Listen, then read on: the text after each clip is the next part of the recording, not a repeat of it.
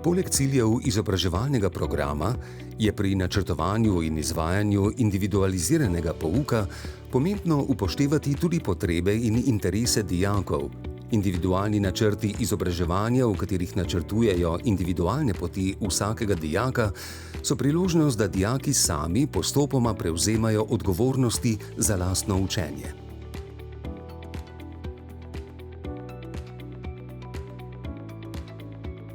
Za pripravo individualnih načrtov izobraževanja je ključnega pomena dobro poznavanje dijakov. Zanje smo pripravili vprašalnik, s pomočjo katerega smo se bolj približali posameznemu dijaku in ga čim bolj spoznali. V nadaljevanju smo izvedli razgovor s vsakim dijakom. Vzeli smo si čas za pogovor in razmislek. To je bila osnova za pripravo individualnega načrta izobraževanja. Razgovore so izvajali tudi na razrednem taboru, na katerem so dijaki imeli priložnost razvijati in krepiti socialne in druge veščine. V razredu smo si razdelili delo. Nekateri so poskrbeli za sestavo jedilnika in nakupe živil. Z Matijo sva pripravila družabni večer, nekateri so bili zadolženi za športne dejavnosti, na primer pohod, vozne rede in ostalo, da so stvari tekle v redu. Všeč nam je bilo, da smo lahko sami predlagali delavnice, ki so bile potem izvedene na taboru. Prve individualne načrte izobraževanja so izdelali člani šolskega razvojnega tima skupaj z dijaki. Kasneje so jih dijaki dopolnjevali vedno bolj samostojno. Člani šolskega tima smo se redno sestajali in komunicirali med seboj.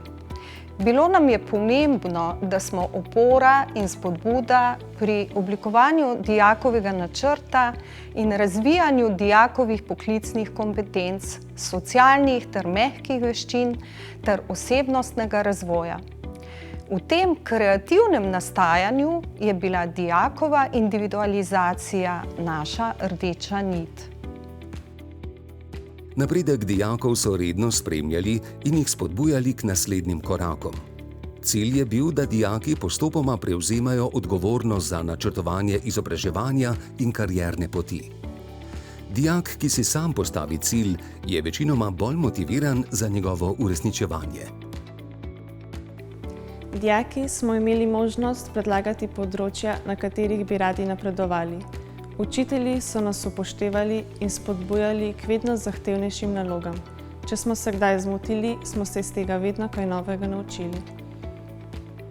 Učitelji nas podpirajo pri pripravah na tekmovanja, pri izbiri praktičnega usposabljanja, pri sodelovanju na mednarodni izmenjavi, pri ustanavljanju dijaškega podjetja in spodbujajo, da smo čim bolj samostojni.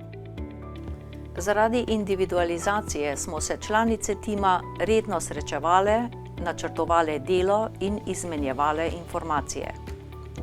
K temu smo spodbujale tudi druge učitelje, da so bili obveščeni o tem, kaj se s posameznimi dijaki dogaja.